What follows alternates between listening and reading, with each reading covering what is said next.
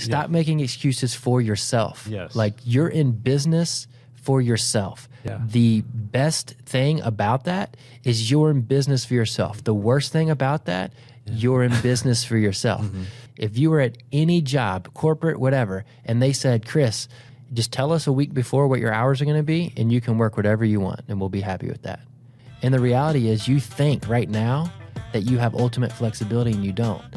You don't, because if you don't work, you can tell people you work for yourself and you own a life insurance company and you're an agency and you're an agency owner and you're a team builder. But if you're not working, you don't have a job. You may have an LLC, you may have a team name, you may have a polo with your name on it, but you don't have a job.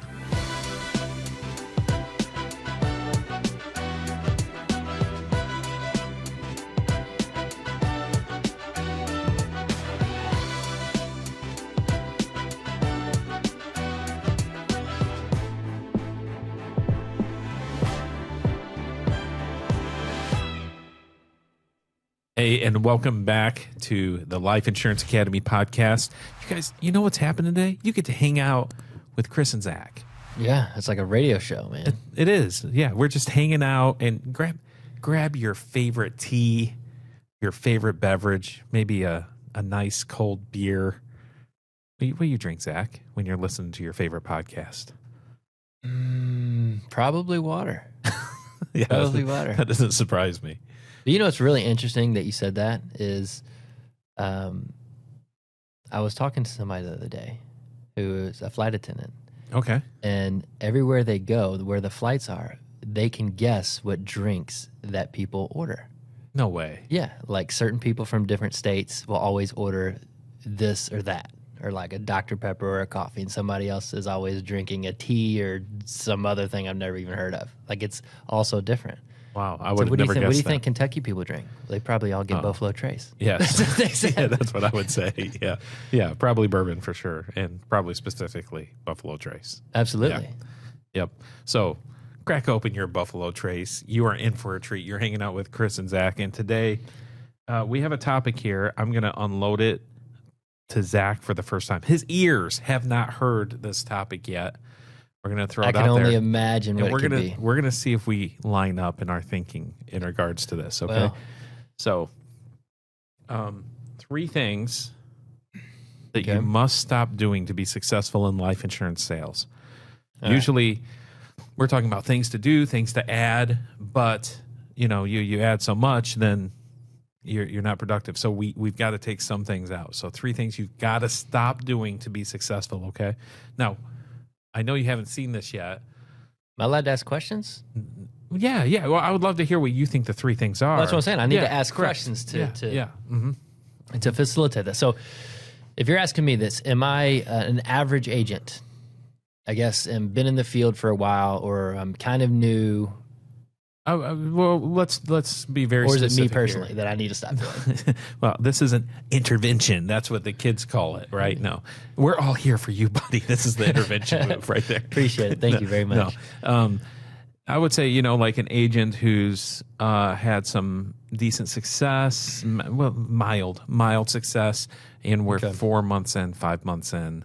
They're starting to plateau, maybe even recede a little bit, hitting some chargebacks, getting some mental stuff going on. So 3 things that I need, if I'm the agent, need to stop doing in order to be more successful. Yeah. Okay. Yeah. Yep. I would say the first one that comes to my mind would be paralysis by analysis. Okay. Is basically overthinking. Stop overthinking. And I think that's a huge one because this might be a 2-series one. So I'm guessing that's not one of the 3. It wasn't one I had. Okay. No. Well, let me give my reasoning, and you can tell me where I missed. But I would say stop overthinking would be a huge one because I talk to agents daily, all the time, and it really happens at all different stages in life insurance because the new person, it's overthinking about getting started. Yeah. It's, I've got, I've got something leads just sitting here ready to go, but I need to wait because I need. Do I put them in alphabetical order? Right, exactly. How I use exactly the do I Dewey route them? Decimal System? Which way should I go about running them? So, Right. anyways, you overthink everything and you end up doing nothing. Yes. So you're trying so hard to figure out. You're trying to analyze every aspect of the business. Really, it's your fear of failure and your anxiety that's preventing you from working, and you're overthinking everything, and you end up doing nothing, and it's really hard for you to get out there and just go do it, honestly. But you would say the overthinking part in this context of what you just described really is for a new person. Yeah, but it can be other than that, because and I would say that's most common is for brand new people in that sense, right? Especially if they don't have a sense of urgency or a pressure from home or responsibility and bills. And we always recommend people come into this industry that if you are making a transition, Get as many kids as possible. Yeah. Is that it? Yeah, exactly. But to make that transition, that you really need to have a little bit of savings account, a little bit of buffer to make it smoother. But some people use that and they ride that buffer, and they don't do anything until that buffer runs out. Then their urgency turns on, and now they're desperate again. So it really didn't serve a purpose besides allow them to be extra lazy. Yes. Right? Yeah, it's very true. I'm being real. The other part, I think, is the overthinking is the existing agent that's been here for a year or two. And the reality is, mentally, they're battling fatigue and potential burnout. And they feel like in their mind, they're resting on their accolades from in the past or the production they used to write. And they're trying to lead people or team or somebody else and tell them what they should do, but they're no longer doing it themselves. So they're overthinking why it's excuses of why they're not working. It really is. Well, I got to do this. Well, now I have a team. Now I got to worry about this guy. Now he's not wanting to do that. Yeah. And it's like, and some of it too, I would say in that range, you start to overthink your processes a little bit. You can get caught up in your admin. Like all of a sudden, man, all the admin dials are turning. Like boom, they're happening now. Yeah. And now you're checking up on old business. You've got all this other stuff that's popping up, and the reality is you could have hired an assistant to take care of all of that for you, and then you're not thinking about it at all. Period. Yeah. And I would say. Yeah, so that would be a big one. Okay. My second one I would say is that I'm not doing would be focusing on revenue generating activities. And since you're putting pen to paper, I'm guessing that's not one as well. No, how would you say that though? Because it's something they've got to stop doing.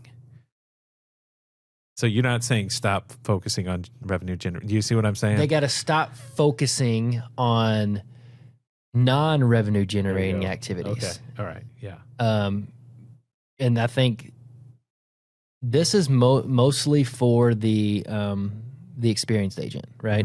This is the agent that is made up their mind that they want to start building, and in their mind they're trying to transition out of the field way too darn early.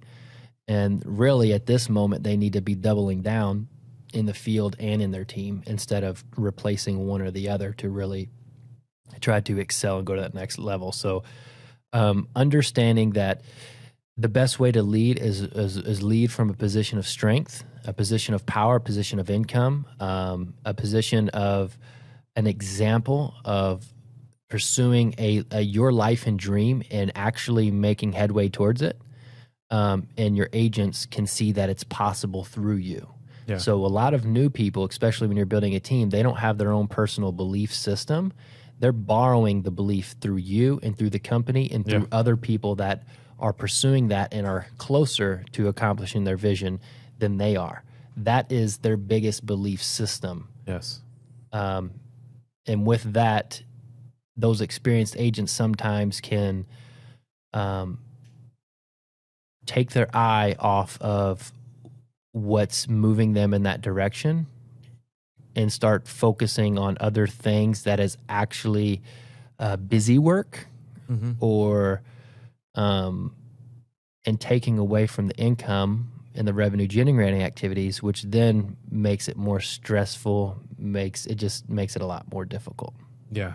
And it turns into things like setting up your office, and your office is being set up for 3 weeks. There's, you've hired a decorator, whatever it is. Or it comes into starting to plan, right? But now you're planning for the next year, but you have 3 months left in this year. Mm-hmm. And like you're already committed to not doing anything the rest of the time and going to restart. If you're planning to restart and do something better, why not do it at this moment? That means you're admitting to yourself that you're not at the level you want to be right now. Mm-hmm. But that's just a decision. Yeah. Right? And you would say, and I want people to hear this, I'm guessing that income generating activity, of course, is writing business. Maybe it's working leads, whatever it is. Maybe you're setting up seminars, whatever it is. Yeah. Income, it's whatever's bringing in income. And building is income generating activity. Yes, it is. If you're building a team, it is income generating activity. If you're doing it and you're starting, or what we say is it takes all the gas when you're launching a rocket. So you have to do that 100%. Writing your own business, you have to build at 100% at the same time, doing both. What do they always tell you at the oxygen mask? Oh, you got to put it on you first. Well, it depends Why? on where you're at. Where's the oxygen mask? I'm just kidding. Yes, on the plane. You put it on you first, because you can't help anybody if you're dead. Say it again. You can't help anybody if you're dead. Or broke. Right? Yeah. And so that goes back to the same conversation. Yes, building a team is revenue generating activities. But if you can't pay your bills because you stopped putting your own oxygen mask on, you stopped paying your bills and being profitable in that manner, how in the world are you going to ride with somebody or serve a team or build a team or expect them to follow you if you're like, hey man, I'm going to teach you how to sell this policy, but I got to ask mind you can spot me $20? Yeah, when we're done with the Zoom call, man, I need you to Venmo me a stanky. You try to get you some money. You can't do that, right? So it's the same concept. Put your oxygen mask on and then help everybody succeed, everybody be successful. That's going to make you the hero. They're going to put you on the news. This guy with the oxygen mask just helped this entire plane of 300 people, Yeah. And it creates momentum. It does. Positive in the right direction. That is the grind. That is the work before the work. Think about the lives you change in that process. Right. But you can't do it if you lose focus of that mainstream, that main avenue. Yep. So always be closing, man. So stop focusing on non-income generating activities. Stop overthinking. Yep. I won't say you're over two, but I just had a different list. We'll call it that. Okay, well, I want to hear your list. I want to hear. You want me to go? You want to share one? You want me to hit a third one first? Oh, well, we have two options here. Hey, guys, we're planning this as we go. Are you kidding me? We can do that and then make this 2 podcasts, or we can just go with all 6. Well, or let me 5. give you... You go ahead and do your next one. We'll see where it lands. All right, let's see. Let's see. The third thing that I need to stop doing in order to be more successful would be, and we have stop overthinking, and we have stop focusing on non-revenue generating activity. The third one would be, and that overthinking covers a lot. It does. It really covers a lot. The third one would be stop letting yourself off the hook. I'll give you that one. Oh, did I hit the nail on the head on one of them? You hit the edge of the nail on the edge of the head, but I said stop making excuses. That's exactly what I was going to say. Stop making excuses for yourself. Yes. Like you're in business for yourself. Yeah. The best thing about that is you're in business for yourself. The worst thing about that, you're in business for yourself. So you're your own boss. Would you hire you? Are you self-disciplined enough? Are you mentally tough enough in order to say, this is my work schedule week in and week out? If you were at any job, corporate, whatever, and they said, Chris, I'm glad you work here, okay? You get to create your own hours. Just clock in. Just tell us a week before what your hours are going to be, and you can work whatever you want, and we'll be happy with that. Like, that's what we have an opportunity of doing. Yeah. And it's silly to me. Like, it's no job in this world would you ever be able to just turn it on and off whenever you want or not work and still have a job. And the reality is you think right now that you have ultimate flexibility and you don't. You don't, because if you don't work, you can tell people you work for yourself and you own a life insurance company and you're an agency and you're an agency owner and you're a team builder. But if you're not working, you don't have a job. You may have an LLC, you may have a team name, you may have a polo with your name on it, but you don't have a job. You really don't. That's a great question. Like if you asked yourself, if you were listening to this while you're driving, pull over, take a second and answer this question. Based on the description of your daily activity, what would you tell people that you do for a living? That's deep, man. It's a great question. But you have to be honest with yourself. Yes. You have to be honest with yourself. And looking at that, and here's how I define an excuse. You're like, well, that's not me, but this is what I have going on is real. That's what everybody's thinking right now in their car. Mm-hmm. Anything other than putting in 60 to 70 hours a week and serving families, serving agents, planning for your business, setting goals, doing everything for your entire agency. If you're putting any minute less than that, then everything else, every reason why you're not is an excuse. And that's what you're making for yourself. There's no reason that you can't wake up at any amount of time, like 5 in the morning, to get whatever you need done, to prep, to build work, then take your kids to school. Like there's every reason why you're not working is an excuse. Mm-hmm. And the problem is you're believing it and you're allowing yourself to believe it. There's great book, 12 Rules for Life by Jordan Peterson. I think I'd mentioned I was reading that, and in it, one chapter, I think the rule is don't always tell the truth, and if you can't, don't lie. Then just shut up. That's the last part of that. But always tell the truth. And so much of that chapter is about being honest with yourself, because that's where the lies generate, is what we tell ourselves, to a point where people will believe their own lies. That's they do, man. And this is no different than our clients. Like our clients believe their own BS until they visibly see us believe them, and then it sinks in. And it's the same thing, but we could be all day. Like a lot of us, we can listen to our agents and our teams, and we're like, dude, you're making excuses. I want to help you achieve your goal, your vision, not my vision for you. I want to meet you where you're at and help you get where you want to go. But I also means I have to call you out on that, and I have to help you out. You always say it best. Sometimes it's a pat in the back, sometimes it's a foot in the butt, right? Yes. and that's what leadership is.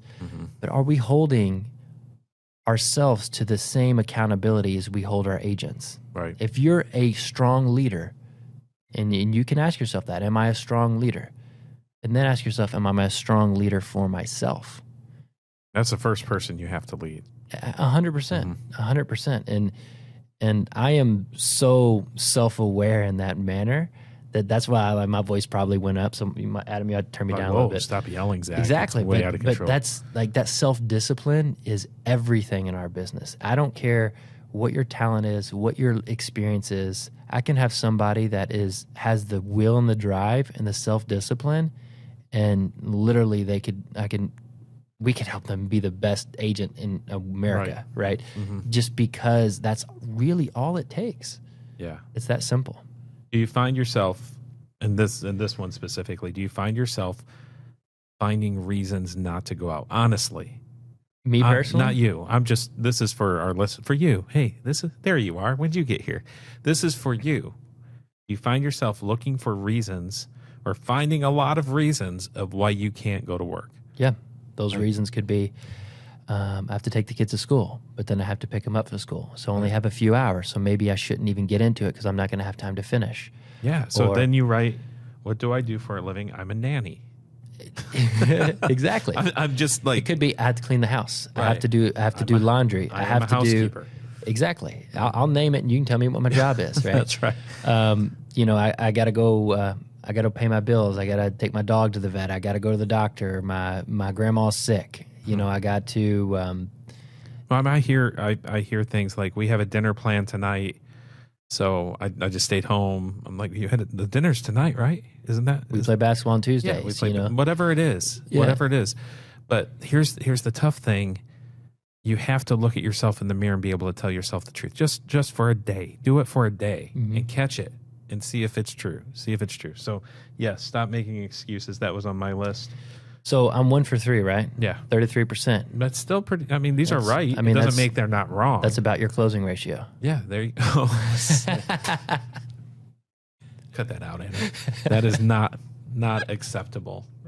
I didn't expect that. No, but I'm really curious now to see what your other two are. Okay, I have stop complaining. That's a big one, man. That's a big one. Yeah. That's a big one. I could argue that could fit into 2 of the ones I've named. Yeah, but nobody's going to look at that. Like, they're not going to say, stop making excuses. Oh, Zach means stop complaining. That's the same thing. An excuse is a complaint, right?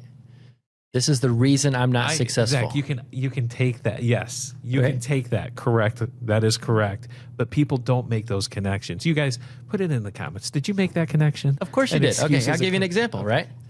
Listen to you. The reason I wasn't successful, the reason I'm going to work because these leads suck. Yes, that would be an excuse and a complaint at the same time. Yeah, that would be. You hear that all the time, right? Yeah. Yes. It's. I can see what you mean by that, but it's a perfect bleed into it. They do. There's overlap. 100% overlap. I agree with you on that. But then why do the leads suck? Because they're overthinking it. Yeah. So tight. Why are we even doing the podcast, right? We could have just had one and they all tie into each other. But yes. The complaining sets your mindset in the wrong direction. You're looking for reasons for it not to work. But what if it does? You want me to tell you something? Believe it or not, go ahead. Complaining is one of my biggest pet peeves in life. I cannot stand. Are you complaining about complaining right now? Yes. I cannot stand it because most of the time when you're complaining about anything, it's about something that has already happened. Right? True. Yeah. So you're living in the past. You're living in the past. I always say control the controllables. If you can't do anything about it to go back and fix it or change it, don't worry about it. Accept responsibility, learn something from it, and do something different moving forward in a positive manner. Yeah. Every single time. So that's what drives me crazy. You never complain about something that hasn't happened yet. Yep. But you have control what's going to happen next. Yes. So dealing with that and the complaining, okay, don't complain. It just, what good does it bring? If you complain to me, it doesn't make me feel good. You know? Right. There's no solution for it. Yeah. Oh, man. Especially if you're calling somebody not upline, cross line to complain about something. It can only be a negative. There's no win, period. There's no win for anything. And then, but it hurts you more than anybody because now it puts you in a fog and it takes the responsibility because if you complain about something or you have an excuse about something, you're removing all responsibility and accountability to yourself and you're putting it on that item or that lead or that person or that training or there wasn't a training, so I can't go sell these leads because there wasn't a webinar that I could get on to teach me, even though there's carriers and a gazillion YouTube videos in our podcast. Right. But then there's no possible way to improve because you're not taking responsibility. It's never your fault. That is the biggest issue. Never your fault. Yeah. Yeah. You can't win until you take 100% responsibility. Agreed with that. Yep. 100%. Cool. And this one, I would say it probably does overlap too with the overthinking is comparing. Stop comparing. Ooh, that's a good one. Yeah. Yep. And I think the comparison can be an issue that causes people to shut down because from what I hear and see, and it ties into the complaining a little bit because I think people tend to believe when people have success, it's because they're lucky, they're different. Maybe that's it. They're lucky or they're different. They have the fire leads. Yeah. Their opportunities different. Those three things really are probably what it is. Excuses. But I like the comparing because that is so natural for people to do. And whenever you compare anything in life, it only leads to disappointment. Mm-hmm. It only leads to disappointment. Right. Because they say it's like the number one thing that leads to divorce. Well, it's the number one issue of social media, right? That's true. It's the issue. It's an augmented reality because you don't know what work somebody put in. You're only seeing you just a said result. Augmented reality. You like that? That was nice. You get points for that. Come on, I'll give you some of that. Boom. Yeah, but it does. It's a false truth, man. It's like somebody saying, "Oh, I produced 78,000 this week." You don't know how they're calculating their number, what ratios they're giving them for what credits What the previous 3 weeks were. it doesn't matter. They let their leads pile up and they went to work. I mean, there's some people that I literally see this. I've seen an agent been working for about 8 weeks, seeing them going out there grinding, getting better, and all of a sudden, I see a post of somebody had a large first week. This dude's been in the business for 2 months. I don't know how this is their first week, But what you see and what you can compare, like I love celebrating people. I love to watch people win. That gives me more excitement than anything. But your situation is unique. Your opportunity is unique. You have the ability to learn anything and everything. There's nothing that is shielded from you if you're under 6 foot. Right. There's no physical unless it's parameters. on the top shelf. But there's a step stool, right? There's a step stool. Yes. But there's nothing that limits your opportunity here, physically or mentally, that you're not capable of achieving. We all start at different places. We all have different personality traits. Obviously, I mean, me and you are almost identical. Pretty close. No, not really. We're so different in our personalities, but we both were extremely successful in the field and building teams, and we did it 2 completely different ways. Yeah. Like your life journey and my life journey and our experiences are so different. They are. That's funny because they are so different. Yeah. But we can achieve the same results, and we can get there different ways. So I always recommend, carve your own path, forge your own way. Yeah. You have people all throughout the industry that can relate to you and your personality, your backgrounds, that you can lean on, and it's easy for you to go that way. Yeah. It really is. That's good, man. That's good. I hope this was helpful for you guys. Let me give you a rundown again. This was actually 5. We came up with 5. We did. Collectively. Yeah, collectively. 5 things that you need to stop doing in order to be more successful in your life insurance sales. Stop making excuses. Stop complaining. Stop comparing. Stop overthinking. Stop focusing on non-income generating activities. If you can maybe tackle one next week, tackle one of those and say, hey, you know what? I'm going to commit to not complaining this week for a week. Help me help you. Help me help you. For 1 week, commit to one of these, maybe the complaining one, and see what happens. I promise you're going to win. I got 2 tips there. Okay. One is you'll notice the theme of all 5 of these is simply get out of your own way. It's hard enough. You're the only person that can prevent you from being successful. Nobody else. Nobody opportunity, no amount of carriers, no amount of leads. You're the only one that can prevent you from being successful. The other thing was, activity solves all of this. All of this. So this is, if you notice, everything in here is a mindset. All 5 of these is a mindset related to getting out of your own way. But the one thing that will prevent this from happening is developing that positive momentum, developing that activity. Activity leads to production, leads to learning, leads to experience, leads to positivity, leads to results, leads to everything that you want. If you notice, if you find yourself in any of these 5 that you're struggling with, I promise you, look at your activity and it's going to be closely related to the effort and energy that you're putting in your business. Very good. Very good. Hope this is helpful for you guys. Commit to one of these and put it in the comments. We'd love to hear your feedback and something that you're going to tackle this week. But thank you guys, and we will catch you on the next Life Insurance Academy podcast. See you then.